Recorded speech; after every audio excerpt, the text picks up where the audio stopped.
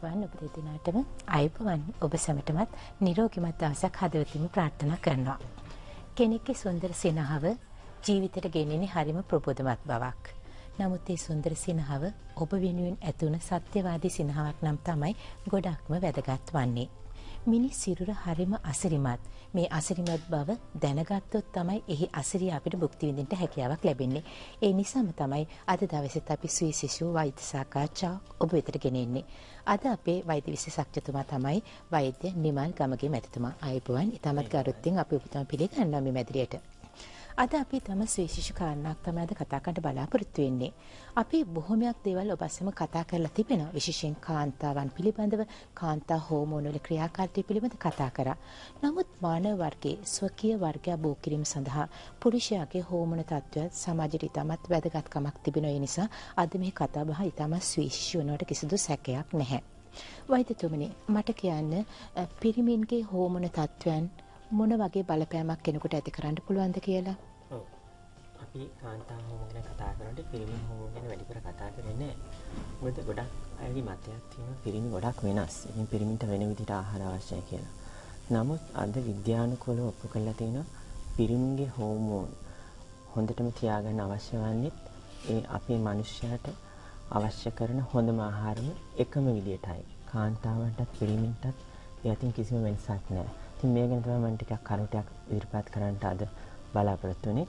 මොකද අද ලෝකේ පිරිමින්ගේ හෝමෝන කියන්නේ ටෙස්ටොස්ටෙරෝන් කියලා. මේ ටෙස්ටොස්ටෙරෝන් වල ප්‍රමාණය ගොඩක් අඩු වෙලා තියෙනවා. බ්‍රිතාන්‍ය කරපු පරීක්ෂණ වලින් ඔප්පු කරලා තියෙනවා 1942 ඉඳලා අද වෙනකොට පිරිමි හෝමෝන ප්‍රමාණය සෑහෙන ප්‍රමාණයකට අඩු වෙලා තියෙනවා. මොකද අපි කන්නේ වැරදි කෑම නිසා. ඒ වගේම අපි ගොඩක් දුරට මේ වඳභාවය ගැන අපි කතා කරනවා කාන්තාන්ට වගේ පිරිමින්ට. ඉතින් පිරිමිගේ වඳභාවයටත් මේ හෝමෝන අඩුවීම විශේෂයෙන්ම හේතු වෙනවා. ඉතින් අපි පිරිමි හෝමෝනය ගොඩක් වෙලාට සම්බන්ධ කරනවා ලිංගික ශක්තිය ගැන. ඉතින් ලිංගික ශක්තියේ අඩුවීමකුත් අද ගොඩක් ලෝකෙ දක්වන්න ලැබෙනවා. ඒතර ලිංගික ශක්තිය වැඩි කරන වයග්‍රා වගේ බේත් ඩොලර් බිලියන 2ක් වගේ අද විකුණනවා ලෝකෙ. ඉතින් මේ වගේ දේවල් ප්‍රශ්න ඇති වෙන්නේ මොකද කියලා අපි දන්නවනම් අපිට මේක වළක්ව ගන්න පුළුවන්. අපි හරිය විදිහට ආහාර පාලනය කරනවා නම් කුඩා කාලේ ඉඳලම. ඔය ඇත්තටම හුඟක් අය හිතනවා තමාගේ මේ ශාරීරික ක්‍රියාකාරීත්වය හුදෙක් කතා කළ යුතු දේවල් අපි කතා නොකිරීම නිසා සමාජයේ බොහොමයක් අය වැරදි තීන්දුව වලට යනවා. ඒ නිසා මම හිතන්නේ මේ කතාව ඔබට ගොඩක් වැදගත් වෙවි. අපි විවිධ ප්‍රචාරණ වලට නතු වෙලා ඒවට නතු වෙන්නට උත්සාහ කරොත් අපේ ජීවිතයට වන්දගෙන ස්වභාවයක් තමයි පෙන්වන්න කරන්නේ. කොහොමනත් වෛද්‍යතුමනි අපි දන්නවා කෙනෙකුට ප්‍රජාවක් බිහි කිරීමට නම් හෝමෝන ක්‍රියාකාරීත්වය තමත් අත්‍යවශ්‍ය වෙනවා. මේ හෝමෝන බලපෑම වඳභාවයට යම් හේතු සාධකයක් වෙනවද? ඔව්, සෑහෙන හේතු වෙනවා. ඉතින් අද අපි දන්නවා අද ගොඩක් ජිම්ස් තියෙනවා. ලංකාවේ හැමතැනම වගේ දාලා තියෙනවා. ඉතින් ගොඩක් මේ පිරිමි ළමයි තරුණ කාලේ ගිහිලා ජිම්ස් වලට ගිහිලා ව්‍යායාම කරනකොට ඒගොල්ලන්ට මේ හෝමෝන ගැන ගොඩක් මේ ඉන්ස්ට්‍රක්ෂන්ස් දෙන්නේ ජිම් වල වැඩ කරන අයගෙන්. ඒගොල්ලෝ වෛද්‍යවරු නෙවෙයි. ඉතින් ගොඩක් වෙලාවට ඒගොල්ලෝ කියනවා ටෙස්ටොස්ටෙරෝන් ඉන්ජෙක්ෂන්ස් ගන්න, ඇනබොලික් ස්ටීරොයිඩ්ස් ගන්න. ඉතින් මේවයි ගොඩක් බරපතල විපාක තියෙනවා. ටෙස්ටොස්ටෙරෝන් අපි දිගටම ගත්තොත් ඒ වගේ ඉන්ජෙක්ෂන්ස් වෛද්‍යවරයෙක්ගෙන් අහන්න නැතුව අපි ටෙස්ටොස්ටෙරෝන් කියන්නේ අපේ අවශ්‍ය දෙයක් තමයි. නමුත් අපි ඒක ස්වභාවිකව සාදන්න ඕන. අපි පිටින් ලබා දුන්නොත් ඒකෙන් ගොඩක් බරපතල සංකූලතාවය නැති වෙන්න පුළුවන්. ගොඩක් වෙලාවට ඇත්තටම ඒගොල්ලෝ වඳභාවයට ඒක හේතු වෙන්න පුළුවන්. ඒ වගේම liver අක්මාවේ ප්‍රශ්න ඇති වෙන්න පුළුවන්. ඒගොල්ලන්ගේ පපු ප්‍රදේශයේ වර්ධනය වෙන්න පුළුවන් කාන්තාවක් වගේ ටෙස්ටොස්ටෙරෝන් දිගටම ගන්න කිව්වොත්. ඒගොල්ලන්ගේ ටෙස්ටිකල්ස් අඩු වෙන්න පුළුවන්. ඒ කියන්නේ පිරිමි ලිංගික අවයව කුඩා වෙන්න පුළුවන්. ඉතින් මේ වගේ බරපතල ප්‍රශ්න වලට ඒ වගේම කැන්සර් උනත් ප්‍රොස්ටේට් කැන්සර් වගේ බරපතල ලෙඩ රෝග හැදෙන්න පුළුවන්. ඉතින් මේක වැරදි මාර්ගයේ යන්නේ නැතුව අපි ගොඩක් වෙලා ටෙස්ටොස්ටෙරෝන් කියනකොට අපිට මතක් වෙන අපි මාංශ පේශි. මොකද මාංශ පේශි වර්ධනය කරන්න තමයි අපේ අද ගොඩක් අය මේ ටෙස්ටොස්ටෙරෝන් භාවිත කරන්නේ. ඉතින් වර්ධනය කරන්න තමයි අපේ අද ගොඩක් අය මේ ටෙස්ටොස්ටෙරෝන් භාවිත කරන්නේ. ඉතින් අපි ඉතිහාසය ගැන බලනකොට ওই නියැන්ඩර්තාල් මිනිස්සයා හිටියේ අවුරුදු මිලියන ගානකට ඉස්සරහ. ඒගොල්ලෝ ටෙස්ටොස්ටෙරෝන් ගත්තේ නැහැ ජිම්ස් වලට ගියේ. අද ලෝකේ වැඩිම ශීඝ්‍රයෙන් දුවන්න පුළුවන් එක්කෙනා ලේසියෙන් පරද්දන්න පුළුවන් මේ නියැන්ඩර්තාල් මිනිස්සයාට. ඒ ගැන සාධක අද ඔප්පු වෙලා තිනවා. ඉස්සර කාලේ රෝම සොල්දාදුවෙක් තමන්ගේ ශරීර බර වගේ භාගයක් උස වෙන 60 50ක් හැමදාම මැවිද්දා. අද අපේ මිනිස්සුන්ට ඒ ශක්තිය නැහැ.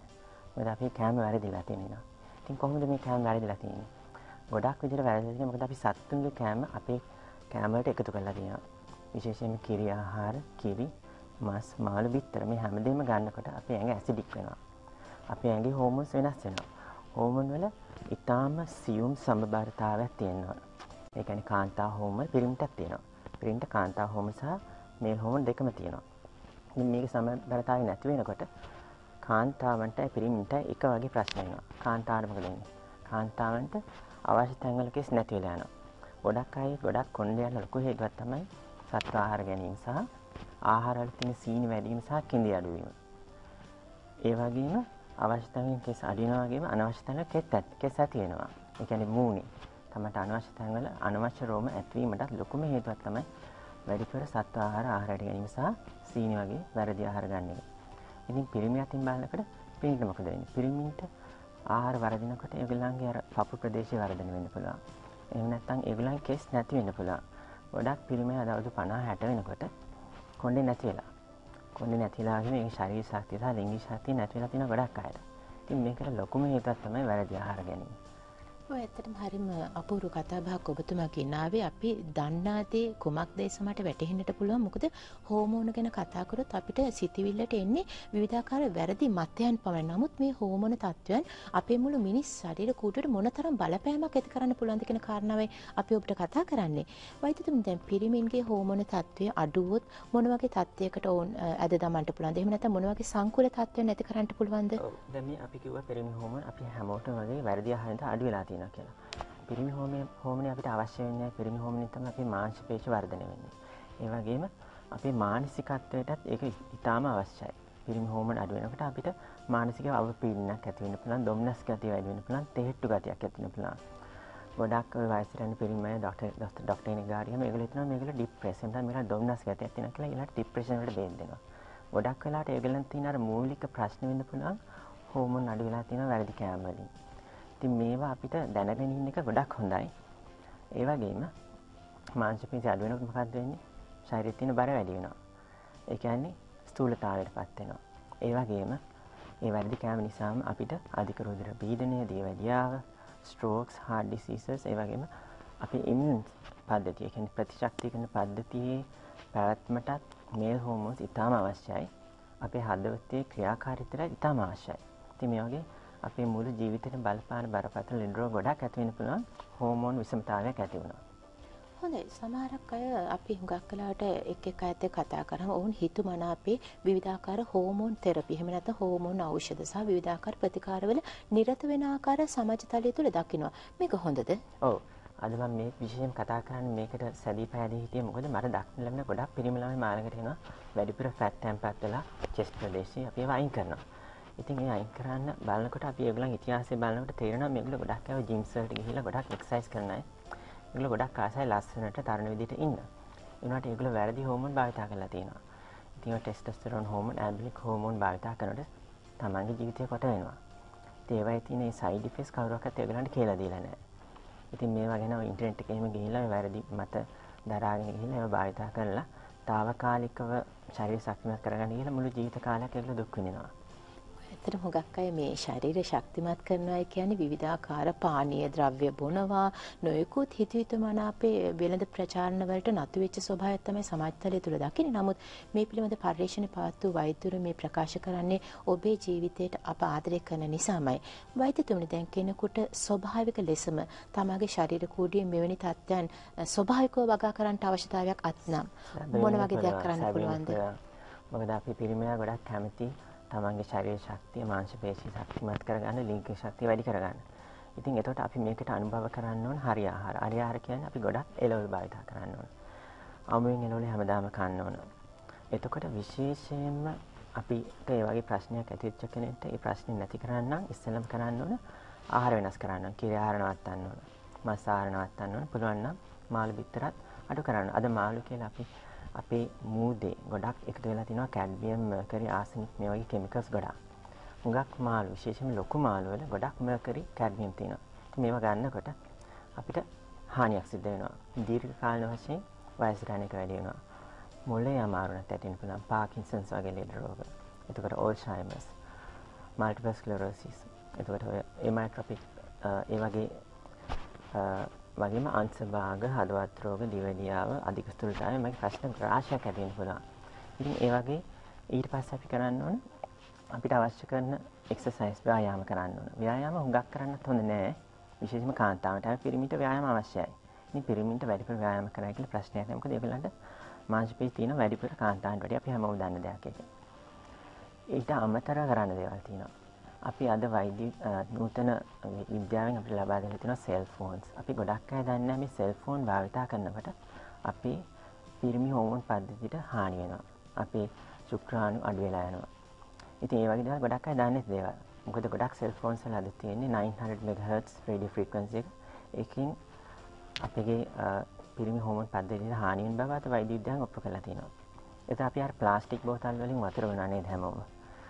අපි වතුරේ තියෙන මේ විස අඩු වෙන්න කියලා හැබැයි ප්ලාස්ටික් වල තියෙනවා සෙනෝ එස්ට්‍රජන්ස්. ප්ලාස්ටික් බෝතල් වලින් වතුර පානය කරනකොට අපේ ඇඟේ තියෙන එස්ට්‍රජන් ප්‍රමාණය වැඩි වෙනවා.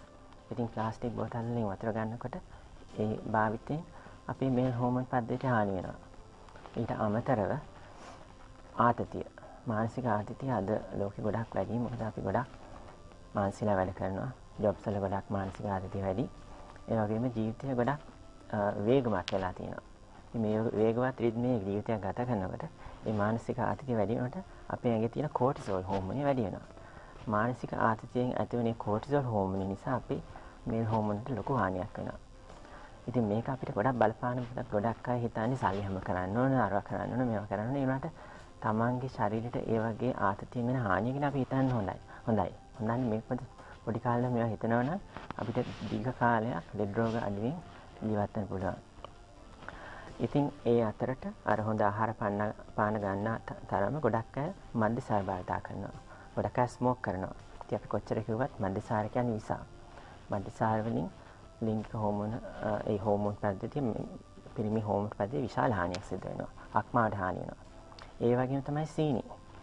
අපේ ඉස්සර පැරණි මුතුන් මිත්තන් සීනි ආහාරයට ගත්තේ නැහැ. කිඳි ආහාර ඉතාම වැඩියෙන් ගත්තා. ඉතින් අද මොකද වෙලා තියෙන්නේ සීනි ආහාරය ගොඩක් වැඩි වෙලා තියෙනවා. සීනි කියන්නේ විසක් කියලා ගොඩක් අය දන්නේ නැහැ. අපි සීනි ගන්නකොට සීනි වල තියෙනවා ග්ලූකෝස්, ෆ්‍රක්ටෝස් කියන දෙක එකතු වෙලා. ෆ්‍රක්ටෝස් තමයි අපිට විස වෙන්නේ. ඒ අපි කෑමට බත් කනකොට ඒ බත් පාන් ඒ වගේ දේවල් ග්ලූකෝස් බාට තමයි ඇඟේ පත් වෙන්නේ. හැබැයි ඒක අපේ ඇඟට විස නැහැ. ඉතින් අපි මේක ගැන ගොඩක් හිතන්න ඕනේ. සීනි වැඩිපුර තියෙන කෑම වලින් බ්ලඩ් ප්‍රෙෂර් හැදෙන්න පුළුවන්, කැන්සර් හැදෙන්න පුළුවන්, හදවත් රෝග හැදෙන්න පුළුවන්. ඉතින් මේකත් මේ වෙලාවේ අපි කියන්න ඕනේ මොකද ඒකත් අපේ පිරිමි හෝමෝන් පද්ධතියට හානිය දෙයක් නිසා. හොඳයි. වැඩි දියුණු කරගන්නට පුළුවන්.